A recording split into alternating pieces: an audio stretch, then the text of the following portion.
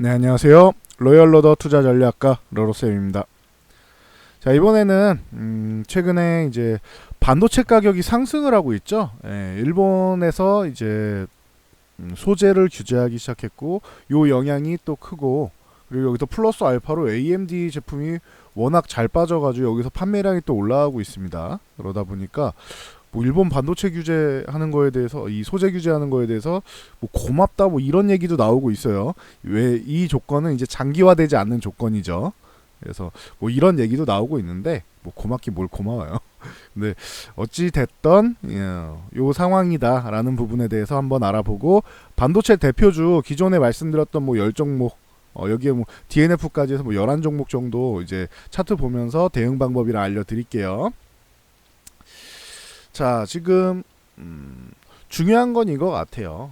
반도체 관련주들이 원래는 3분기까지는 크게 기대가 없었단 말이에요.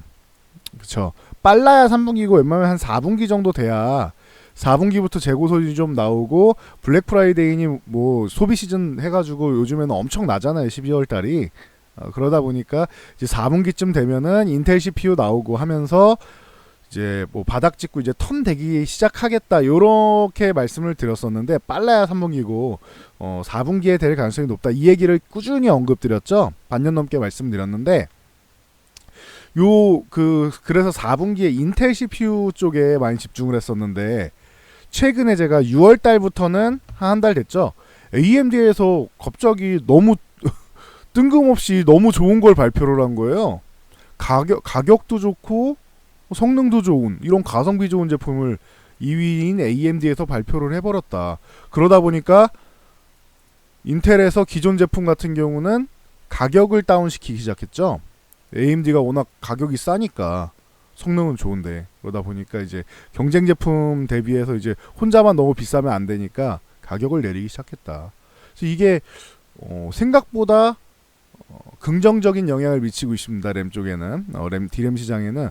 이것도 몇 번 설명을 드렸었는데, 우리가 뭐 PC를 살 때 필수 뭐 주요 장치 하면은 기본적으로 요 방금 얘기한 이제 중앙 처리 장치인 CPU 기본적으로 들어가고, 그 다음에 메인보드 들어가고, 그 다음에 램 들어가고, 그 다음에 이 그래픽 카드 들어가고, 뭐 이런 식으로 들어가잖아요. 이게 기본이잖아요. 여기에 뭐 그 SS, 요즘에는 하드 디스크는 이제 저장력이 보통 SSD 쓰죠. 그래서 이쪽 SSD 쓰고, 랜드 쪽 이쪽을 쓰고 하면서 뭐 케이스랑 뭐 조립을 하겠죠. 쿨러 쓰실 분들 쓰시고 하겠죠.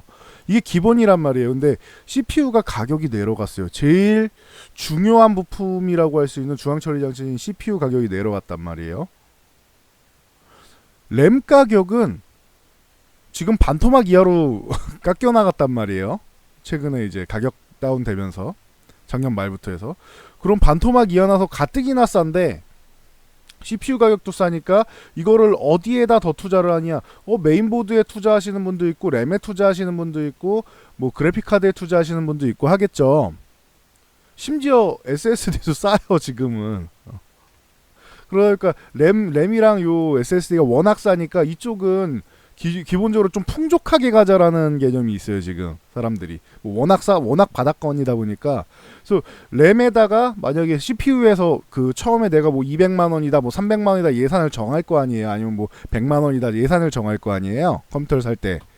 근데 CPU 가격이 내려와서 여기서 비는 만큼 다른 데에 들어갈 거 아니에요, 투자가. 그 금액만큼. 뭐 투자 안 하시는 분도 있겠지만, 그러면은 당연히 이 중에서 수혜를 받는 분야 중 하나가 되겠죠. 제가 볼 때는 메인보드, 램, 그래픽카드 요 세 개가 제일 수혜를 받을 것 같아요. 같은 금액을 쓴다고 하면은 CPU 가격이 내려간 만큼. 그러면은 이제 여기서 결론이 났죠. 그러면은 D램 쪽에도 긍정적인 요소로 작용하겠구나. 그래서 이 부분이 지금 최근에 이런 얘기가 나오고 있죠. 반도체 가격이 진짜 계속 내려오다가 이제 반등하기 시작했다는 얘기가 나오죠. 원래 아직 반등 타이밍이 아니에요 이게. 아직 멀었단 말이에요. 근데 AMD가 워낙 잘해줬고 일본에서 규제하니까 당연히 공급이 이제 제한될 수 있겠구나, 줄어들겠구나라는 우려감이 나오죠. 그러니까 가격이 다운되더니 갑자기 턴을 하기 시작한 거예요, 이게. AMD가 잘 빠져서 수요를 늘렸는데 수요를 늘려서 이제 재고를 소진해야 되는 타이밍이 되겠구나. 재고가 조금 빨리 소진될 수 있지 않을까 이 생각을 하는 타이밍에 공급이 줄어들 수 있으니까 이러면은 가격이 빠르게 턴이 된다. 이런 얘기를 말씀드린 턴이 되기 시작했어요, 실제로. 그러니까 요것도 재밌는 게 날짜가 이제 7월 뭐 8일 정도부터 해서 이제 올라오기 시작했다. 이런 얘기가 있는데 이렇게 나오는데 디램 익스체인지 가면 있습니다. 그 디램 가격을 볼 수 있는 사이트인데 그 사이트는 제가 이제 댓글로 하나 달아 드릴게요. 그래서 7월 8일부터라고 치면은 AMD가 CPU가 출시된 날이죠. 그래서 요거 맞물려 가지고 어떻게 보면은 일본이 이제 소재를 규제하는 게 장기화되지만 않으면은 오히려 호재가 될 수 있다라고 말씀드렸죠. 근데 이게 뭐 이번 달 안에 해결 이거는 불가능하다고 보고 그럴 거였으면은 쟤네가 지금 이렇게 규제를 하지도 않죠. 빨라야 뭐 8월에 하면은 아주 대박. 정말 빨리 끝난 거고 한 가을 정도에만 해도 괜찮다. 이게 내년까지 끌려가지만 않으면 괜찮지 않을까 싶어요. 제가 볼 때는. 그리고 이렇게 끌려가는 기간 동안에도 지금도 한 발 물러서서 민간용은 수출을 하겠다 이런 얘기가 나오잖아요. 지금 지들이 이게 군수물자로 쓰일 수 있으니까 전략적인 군수물자로 쓸 수 있기 때문에 이 부분에 대해서 이제 북한에 넘어간다거나 뭐 이딴 헛소리를 하는데 이 부분에 대해서도 이거는 이제 WTO에서 이제 본인들 명분을 세우려고 얘기한 거잖아요. 근데 요건 좀 실수일 수도 있는 것 같아요. 뭐 조금 더 정확하게 밝혀야겠지만 뭐 바른미래당이었나요? 뭐 하태경 의원인가 그분께서 말씀하신 걸로 한국이 아니라 일본이 수출한 게 이제 북한으로 넘어간 뭐 증거 자료 이런 게 나왔다 해서 했는데 꽤 설득력이 있어요. 그리고 일본에서 보낸 게 이게 타고 넘어가서 이란으로도 갔다 이런 얘기가 나오고 있죠, 지금. 그러니까 오히려 저렇게 북한 때문에 뭐 한국에 소재를 공급하는 거를 제재한다? 뭐 이렇게 얘기 나오는 거는 나중에 이거 일본이 재수 없으면 미국한테 한 대 얻어 터질 수 있는 명분이 나와요, 이게.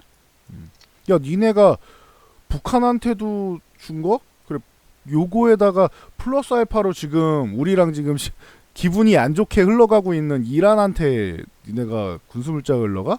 이런 식으로 될 수 있단 말이에요. 그러면은 계속 그 얘기 나오는 거 여러분도 아시겠지만 미국이 원래 중국 마무리하고 나서 일본이랑 얘기를 하려고 하고 있죠. 일본 때리려고 하고 있죠. 일본하고 EU를 준비하고 있잖아요.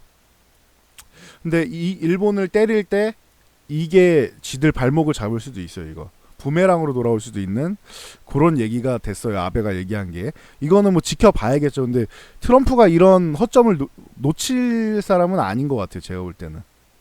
이거를 부각시켜갖고 크게 이슈화 시킬지 아니면 뒤에서만 얘기할지는 모르겠는데 지금 아베는 뭐 워낙 뭐 트럼프한테 딱 넙죽 엎드려 있는 상황이니까 뒤에서 이렇게 옆구리만 쿡쿡 찔러도 괜찮지 않을까 싶은데 그거를 이제 아베가 전투기랑 미사일 사가는 걸로 넘어가 주느냐 아니면은 미국이랑 일본이랑 다시 협정을 맺을 때 이용을 하느냐 요거는 뭐 미국이 알아서 하겠죠. 본인들한테 좀 불리한 것들을 좀 많이 만들고 있는 것 같아요.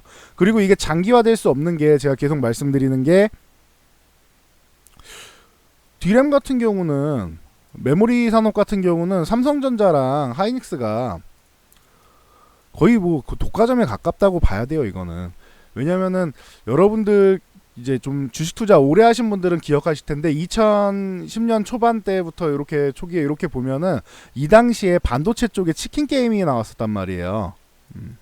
치킨 게임이 나오면서 이때는 하이닉스가 SK가 아니었어요. 그때 주인 없는 회사라서 나 좀 사가시오 할 때였단 말이에요. 그래서 얼마 전에도 말씀드렸죠. 그때 우리 이제 적자 기업에서 벗어나서 이제 배당도 한다고 하면서 뭐 50원 배당하고 이럴 때가 있었어요. 이때 2009년 2월에 제 기억으로 하이닉스 가격이 7,000원대였나 8,000원대였나 그랬을 거예요. 지금 생각하면은 대박이죠. 10분의 1 가격이죠. 이랬었어요 그때. 그러면서 이제 치킨 게임을 또 시작을 한 거예요 그때. 그래서 뭐 대만 업체들 막 까부는데 대표적인 뭐 나냐부터 시작해서 이렇게 쭉 다 무너지고, 그리고 일본의 3위였던 일본의 엘피다까지 무너지고, 하인스가 끝까지 잘 버텼죠 그때. 그래서 이제 엘피다 무너진 거 요거는 지금 메모리 하면은 2위 SK 하이닉스, 3위가 마이크론이라고 나오죠. 마이크론이 엘피다를 인수를 했습니다 그때. 그러면서 이제 마이크론이 3위가 된 거예요. 원래 일본의 엘피다가 3위였어요. 그래서 뭐 간혹 가다가 우리가 뭐 디램 요거를 일본에다 안 주면 우리도 안 주면은 되지 않느냐라고 하시는 분들, 요런 의견에 대항해서, 아니 일본이 저렇게 소재를 잘 만드는데 일본이 반도체 만들면 되지 지들이 라고 말씀하시는 분들은 이때 생각하시면 돼요. 이미 엘피다가 한번 망해서 나가 떨어진 상태인데 이거를 다시 만든다 일본이? 이거는 불가능하다고 생각하시면 돼요. 이제는 일본이 새로 시작하는 거는, 이거는 시작을 할 수가 거의 없다고 보시면 되고요. 그래서 미국 같은 경우도 마이크론에 뭐 많이 의존을 하지만, 많이 의존을 하고 싶어도 한계가 있어요. 삼성 제품을 안 받을 수가 없단 말이야. 그러면은 결론적으로 어떻게 되느냐? 삼성이 감산을 하고 만약에 SK하이닉스가 진짜로 감산을 하는 이런 결과까지 나온다? 삼성과 SK하이닉스가 감산하는 결과가 나온다라고 하면은, 계속 말씀드렸죠. 일본뿐만 아니라 일단 우리나라는 중국부터 줄이겠죠. 미국에 그 잘 보여야 되는데 미국이 줄 똑바로 서 노선 똑바로 해라고 했는데 중국이 야 우리한테 보내는 반도체에 줄이면 가만 안 둔다 이렇게 양쪽에서 협박하고 있는 입장이잖아요. 근데 명분이 되죠. 일본이 그 반도체를 소재를 안 줘갖고 우리가 너네한테 10을 주고 싶지만 우리가 한 3바퀴 못 주겠네. 이러면 중국은 미쳐 날뛸 노릇이죠. 중국 입장에서는. 이렇게 되면 중국은 미쳐 날뛸 노릇이죠. 근데 명분이 생겼잖아. 이건 우리가 안 줄 수 있는 명분이 생긴 거고. 그리고 애플 같은 경우는 아니라, 저라면은 애플에다가는 제일 먼저 부품을 다 대줄 것 같아요. 저라면은. 얘네는 핀토상 하면 자꾸 이렇게 조금 이제 여유로워지면 무조건 그 단가 경쟁해가지고 단가 낮추고 다른 업체 알아보고 하는 애들이기 때문에 애플에다가는 당장은 일단 주는 게 맞지 않나 싶어요. 이건 제 의견, 개인적인 생각입니다. 애플에다가는 그냥 줄 것 같고. 근데 이제 일본 업체들 같은 경우도 이제 뭐 소니 같은 경우 저번에도 한번 말씀드렸는데, 소니에서 폴더블 폰 생산하고 있는데 여기 디스플레이가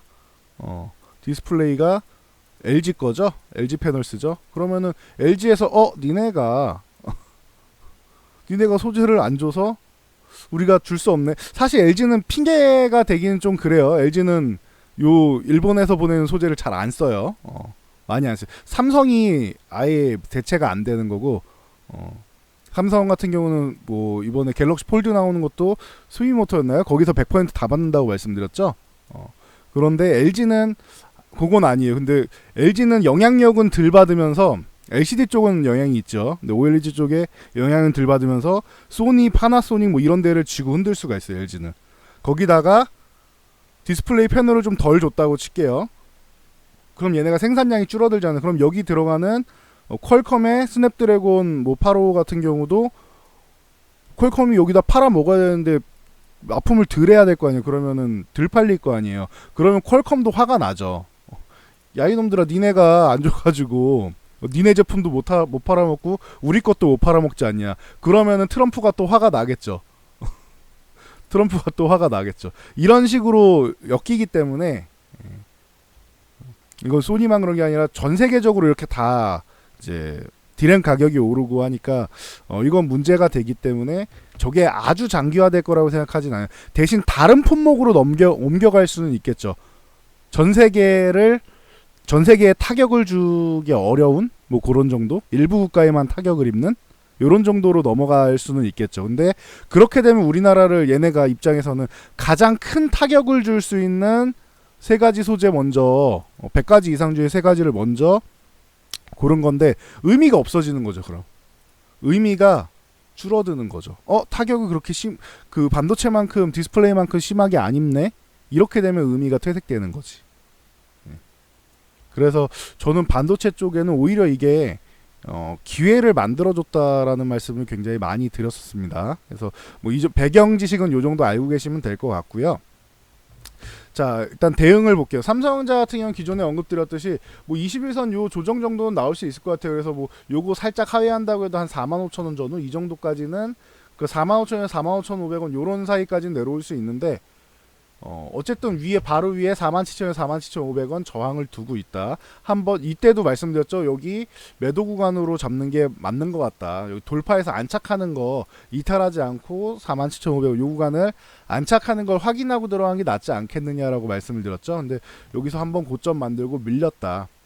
자연스러운 조정이라고 했어요. 그리고 61선 조정 나온 다음에 이제 21선이냐 61선이냐 아니면은 여기 진짜로 43,000원, 44,000원 이 신의 영역을 다시 한번 주느냐 이거였는데 여기는 진짜 다시는 이제 당분간은 오지 않을 수도 있는 구간일 수도 있는데 당분간 이제 좋아진다고 치고 미국이 금리 인한다고 하면서 이제 유동성 확보되면은 신흥국으로 들어올 거 아니에요 자금이. 벌써부터 삼성전자 하이닉스 마구 사고 있잖아요 외국인들이.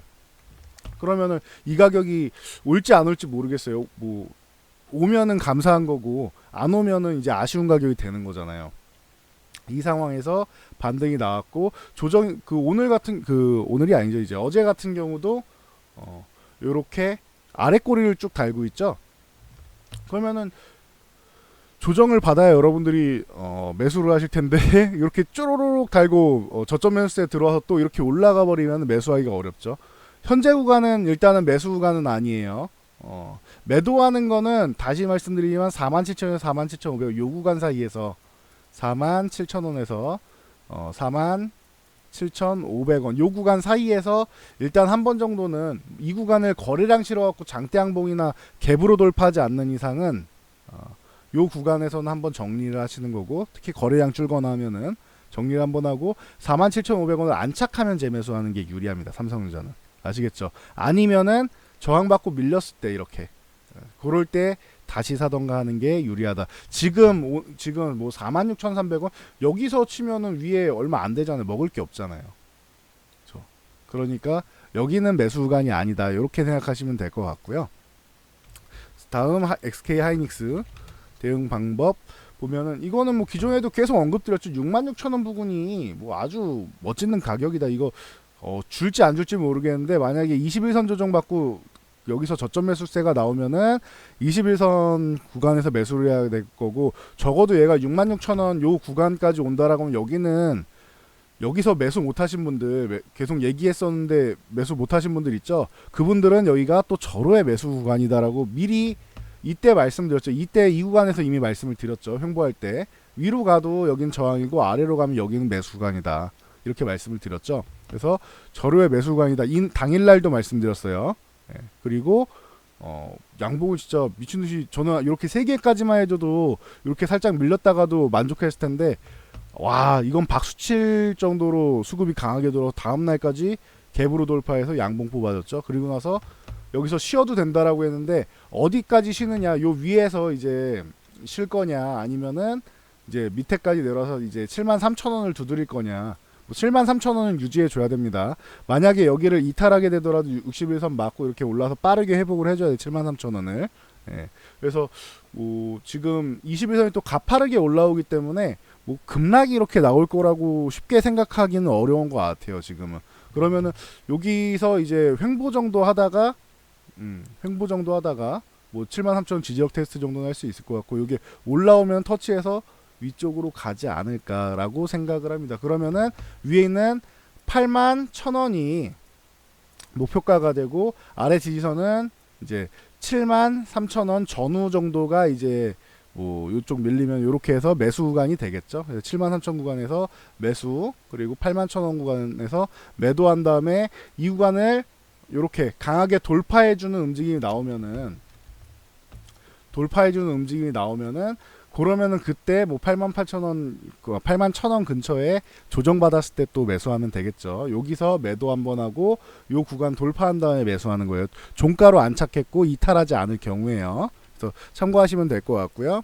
그다음에 DB하이텍 뭐 저렇게 뭐 규제를 한다고 하니까 뭐 DB하이텍 같은 경우 이제 파운드리 쪽이잖아요. 그러니까 생산에 차질 빚는 거 아니야? 요렇게 이제 요런 이제 합리적인 의심이 나오는 거죠. 충분히 의심할 수는 있어요. 근데 반도체 가격이 저렇게 올라가고 정말로 이게 장기화되는 게 아니라면 제가 아까 말씀드렸듯이 여러 가지 이게 지금은 사실 국가로 나눠져 있긴 하지만 한 국가 대 국가 이게 아니에요. 지금은 한 국가 대 국가가 아니고 글로벌이 다 이렇게 맞물려서 돌아간단 말이에요. 아시안이 뭐 이렇게 뭐 EU니 미국이니 뭐 이렇게 다 맞물려서 돌아간단 말이에요. 이렇게 그러면은 여기 우리 둘이서 뭘 해결할 수 있는 게 아니란 말이에요. 그러면은 외부에 파장을 미친다. 아까 미국 예를 들었듯이 미국에 파장 미치는 것처럼 독일에도 파장을 미치고 다 전 세계에 파장을 미친단 말이에요. 렌 가격이 요동을 치면은. 그렇기 때문에 장기화되기는 어렵지 않겠느냐. 그러면 오히려 DB하이텍 같은 경우는 13,500원은 빠르게 회복한 거 보면 여기는 지켜주겠다는 뜻이죠. 그러면 이 구간은 오히려 없는 분들은 또 매수를 할 수 있는 분들, 있는 분들은 조금 더 늘려도 되지 않겠느냐. 예를 들어 한 10% 늘고 있다면 한 5에서 10% 정도는 더 사도 되는 구간은 아니겠느냐. 추가 매수한 물량은 불안하면 한 15,000원 부근에서 한번 정리하면 되겠죠. 나머지 기존 물량만 들고 가면 되니까 위쪽으로는 그런 식으로 대응할 수 있는 그런 구간인 것 같아요. 그래서 13,500원 뭐 양호한 것 같고 지금 빠르게 회복한 거는 양호한 것 같고 여기서 수급이 붙어주면서 올라와야 돼요. 21선이 이렇게 가파르게 내려올 때는 한 번에 돌파하기는 사실 쉽지는 않다. 뭔가 재료가 있기 전에는 한 번에 돌파하기 쉽지 않다. 그러면 이렇게 맞고 이렇게 밀리면서 약간 기간 조정성 나온 다음에 올라타고 15,000원까지 올라타겠죠. 그리고 나서 15,000원 올라타면 다시 한번 시세를 또 만들 수는 있겠죠. 이 위에서 자꾸 힘을 자꾸 못 받아요. 지금 이게 수급도 좀 썩 좋지 않았고 대외 변수 같은 경우도 미중무역 협상이 거의 다 뭐 합의문까지 써온 상태에서 중국이 한번 뒤집어 버리다 보니까 아이고 대외 변수가 좀 더 좀 글로벌 경기가 안 좋게 흘러갈 수 있겠구나라는 그런 생각에 여기 조금 더 횡보를 하고 있는 그런 느낌이에요. 그래서 그 정도 보시면 되고 거기서 일본이 한번 빵 터트리면서 생산 쪽에는 문제가 생길 수도 있겠는데 하고 차질 빚나 하고 이렇게 밀렸는데 저게 그렇게 장기화되는 게 아니고 어느 정도 해결이 된다, 해소될 사건이다라는 게 이제 뭐 수면 위로만 올라오면 지금은 심증인데 정말로 수면 위로 올라오게 된다면은 뭐 반등이 나오겠죠. 저거를 일본이 정말 끝까지 고집 부리고 간다면은 우리나라에 극심한 타격이 오는 건 맞습니다. 네, 우리나라뿐만 아니라 전 세계에 타격이 간다라는 것 때문에 장기화는 어렵지 않겠냐 이렇게 말씀드린다라고 꾸준히 계속 말씀드리고 있죠. 그래서 그렇게 대응하시면 될 것 같아요. 저는 DB하이텍 굉장히 요런 사건만 해결되면 굉장히 좋을 거라고 본다고 했죠. 15,000원, 17,000원, 그 위에 19,000원, 그 다음에 최종적으로 22,000원까지도 장기적인 거예요. 아주 길게 보면 가능성이 있다라고 말씀을 드렸죠. 자, 실리콘웍스 같은 경우는 기존에도 몇 번 이때도 4만원 말씀드렸었고 이 구간에서 4만원 회복할 때 들어가라고 했죠. 여기가 바닥이 어딘지는 알 수 없기 때문에 여기 4만원을 회복할 때 들어가는 게 안정적이다라고 말씀드렸죠. 그리고 44,000원까지는 기본이고 만약 여기 안착 못하면은 매도. 만약 돌파하면 48,000원까지 똑같습니다. 4만원 여기 빠르게 회복해준 거 좋고요.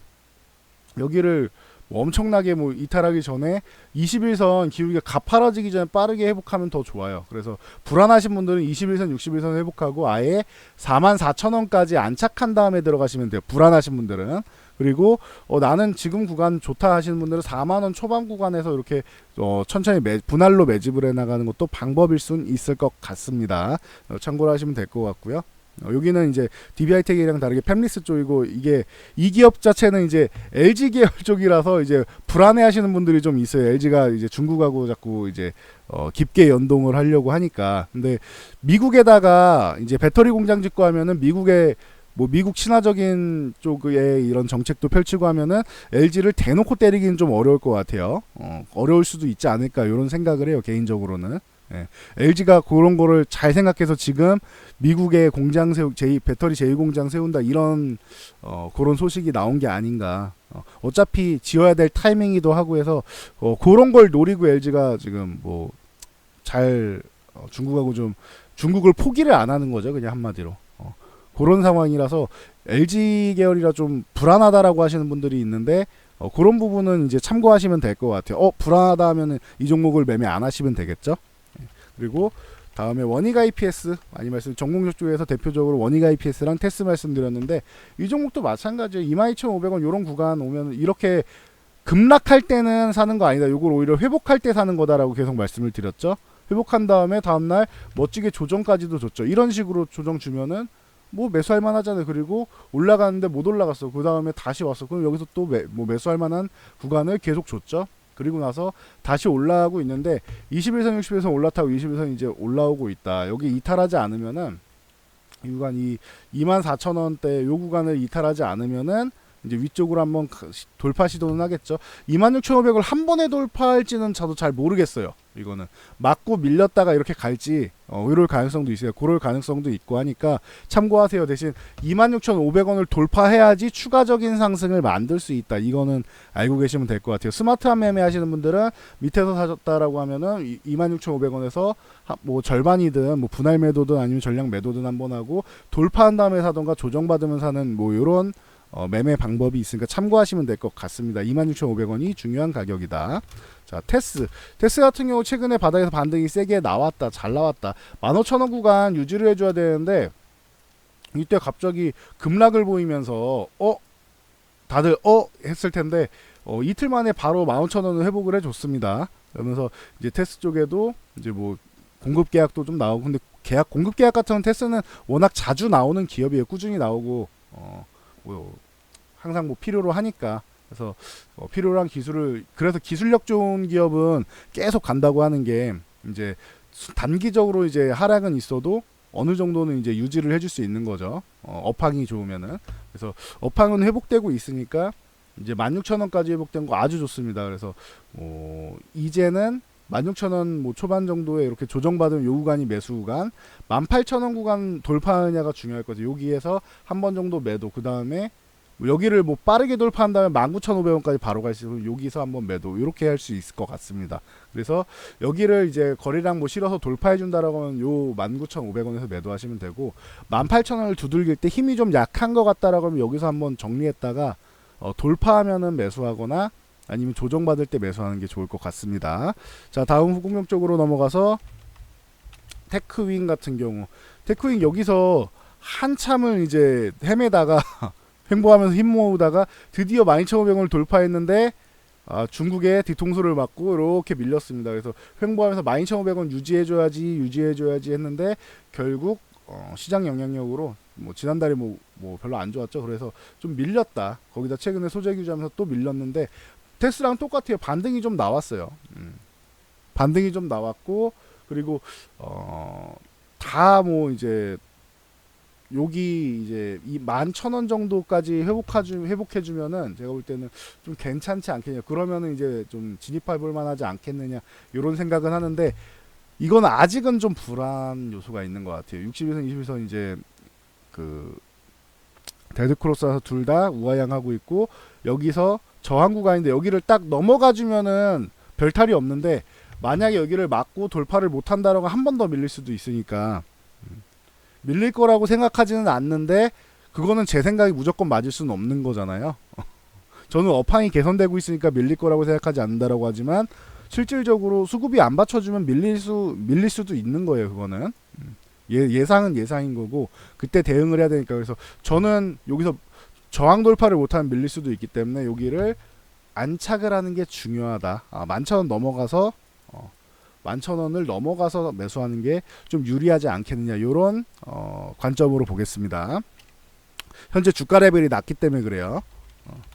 자, 유닛 테스트 같은 경우도 이제 후공격적으로 11,500원 정도가 중요하다. 여기까지 뭐 밀리면은 뭐 땡큐하다, 이렇게 많이 말씀드렸었는데 실제로 여기 와서 이탈한 다음에 바로 회복한 건 여기는 이제 속임수 구간인 거죠.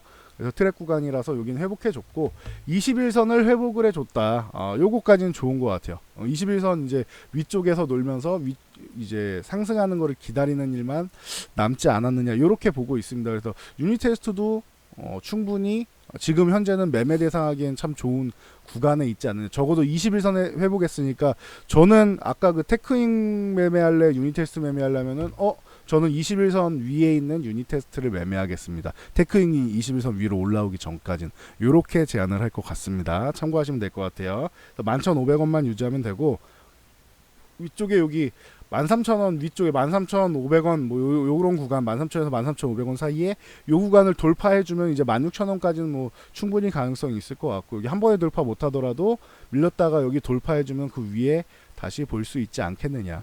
그래서 반도체 종목들은 내년까지는 꾸준히 매매를 해야 돼. 최소한 내년까지는. 그리고 제 생각에는 그 이후에도 DDR4에서 이제 DDR5로 넘어가면 점점 더 이제 뭐 판매량은 계속 늘어나지 않을까 싶어요. 그래서 공급 지금 현재가 제일 이제 어려운 시기고, 재고가 남은 이유가 이제 살 사람이 없어서가 아니고 그 메모리는 계속 생산을 하고 있는데 인텔에서 CPU 공급이 안 돼가지고 메모리 소진이 안 된 거란 말이에요. 그래서 재고가 쌓인 거란 말이에요. 그래서 아까 AMD랑 이제 인텔이 한 4분기에서 늦으면 내년 1분기 사이에 이제 CPU가 나온다, 이쪽을 계속 말씀드린 게, 신규 CPU가 나와야지 공급이 되면서 이제 재고가 소진이 되니까 말씀드린 건, 이거를 AMD가 먼저 해줘 버린 거죠. 그리고 최근에 뭐 인텔의 뭐 점유율을 따라잡았는 이번에 신제품 나오면서 반짝일 수는 있겠지만 반짝이라도 따라잡은 게 어디예요. AMD가 큰일 낸 거예요. AMD가. 그래서 이 CPU가 출시된 게 아주 효자다. 지금 우리 메모리 반도체, 우리나라 반도체 업체들에는 굉장히 효자다 생각하시면 돼요. 그래서 저는 반도체 업종은 지금 뭐 쌀 때 잘 담아둬야 된다, 뭐 이렇게 생각하는 입장입니다. 뭐 이건 개인적인 제 의견이니까 참고하시면 될 것 같아요. 여러분들이 투자하실 때 이 정도 보시면 될 것 같고, 그 다음에 소재 쪽은 기존에 말씀드렸던 동진 세미캠이 뭐 최근에 워낙 급반등이 나와가지고 이거를 당장 뭐 들어가세요 뭐 이렇게 말씀드리기가 좀 어려운 것 같아요. 소재 첫날 동진 세미캠 이미 말씀드렸고, 소재 규제 첫날 말씀드렸죠. 동진 세미캠 말씀드렸고, 요거 12,500원 돌파해야 됩니다 근데 뭐 바로 돌파를 해버렸어요. 그래서 요렇게 13,500원 돌파한 날 이거를 뭐 바로 계속 나가기보다는 이격도 좀 있고 하니까 12,500원 정도까지 조정이 나오면은 매수 구간이다라고 말씀을 드렸죠, 미리. 그랬더니 진짜로 매수 구간을 줬습니다. 그래서 13,500원 여기까지 올라왔는데, 여기서 뭐 바로 돌파해서 나가도 좋고, 여기서 이제 21선 따라 올라오는 거 기다리면서 여기서 이렇게 좀 횡보하면서 기다려도 괜찮을 것 같아요. 그래서 뭐 12,500원 간 뭐 전후 요 정도까지 또 다시 내려온다라고 하면은 그때 뭐 천천히 매수하시지 추격 매수할 필요는 없다. 요 개념만 알고 계시면 될 것 같아요. 그래서 얘는 좀 많이 올라서 조금 쉬었다 가는 것도 방법일 수 있을 것 같아요. 제가 볼 때는. 그래서 쉴 때, 좀 밀릴 때 매수를 해야지 추격 매수는 하지 말아야 한다. 이렇게 말씀드릴게요. 요거랑 같이 동진 세미캠 못 잡으신 분들, 첫날 말씀드렸는데 빠르게 올라서 못 잡으셨다라는 분들은 솔브레인 같은 경우를 노려보세요 라고 말씀드렸죠. 정확하게 제가 요날 이렇게 말씀드렸습니다. 약세 구간에서, 이날 마이너스 구간이었으니까 전날 종가가 여기 그 47,250원이죠. 그러면은 적어도 47,250원 아래 마이너스 구간에서 요 구간에서 말씀드린 거죠. 그래서 이때 이 낮에 방송하면서 말씀을 드렸단 말이에요. 그러니까 메모드 튜브 등록하시라고 했잖아요, 제가.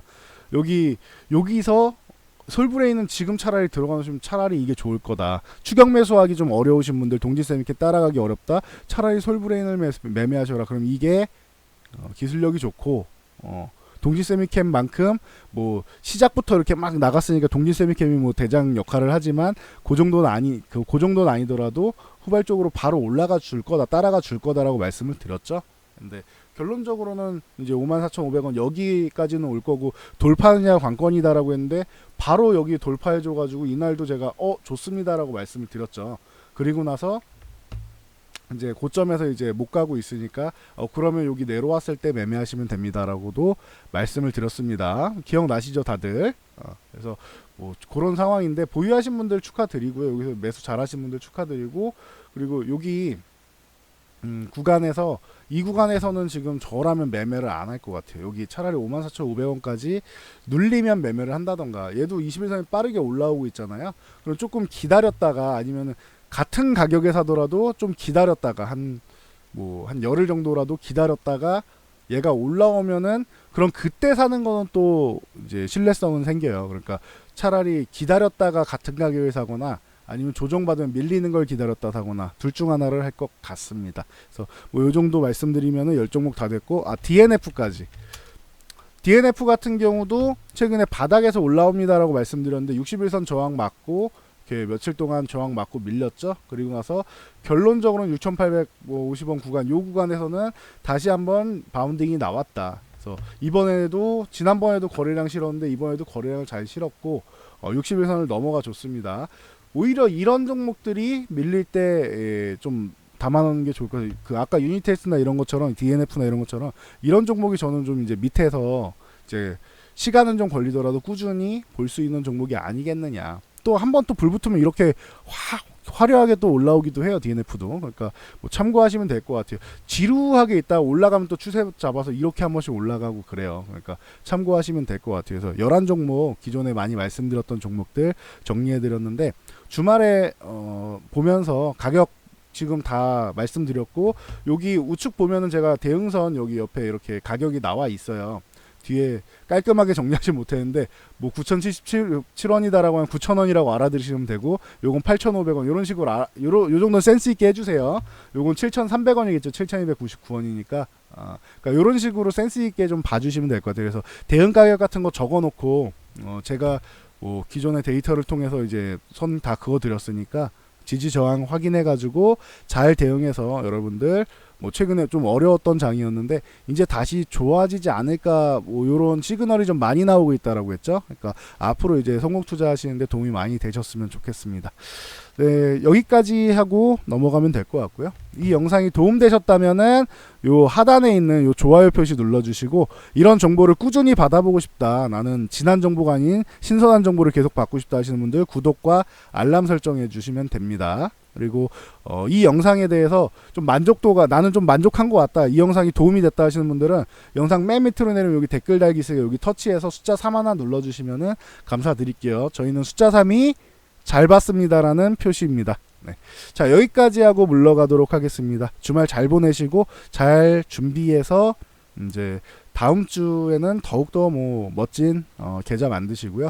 그리고 요거 관심 종목 저희가 본문에 보면은 이제 다 나와 있습니다. 그 본문 딱 보시면은 링크랑 다 있으니까 메모도 관심 종목 영상으로도 소개해드렸고 했으니까 이거 다 등록해 놓으세요. 이거 무료로 해드리는 거고 증권사 통해서 하는 거니까 굉장히 투명하죠. 저희가 뭘 어떻게 조작을 하는 게 아닙니다. 이거는 증권사를 통해서 현재가로 해가지고 입력되어 있는 입력값이 들어가는 순간 매수가로 잡히고 최고가치 뭐 해서 수익률이 딱 잡혀요. 그래서 뭐 이렇게 뭐 좋은 종목들도 많이 나오고 현실적으로 이렇게 갔다가 내려온 종목들은 마이너스도 잡히고 현실적으로 다 나오니까 참고하시면 될 것 같아요. 그래서 관심 종목 올려드리면은 그거 참고해가지고 여러분들도 관심 종목에 올려놨다가 거기서 원하는 타이밍 이런 식으로 제가 대응 방법 같은 경우 알려드리잖아요. 그리고 교육 강좌 많이 해드리니까 그거 보면서 여러분이 잘 대응해서 멋진 수익 내고 연말에 불이웃돕기 같이 하면 좋을 것 같습니다.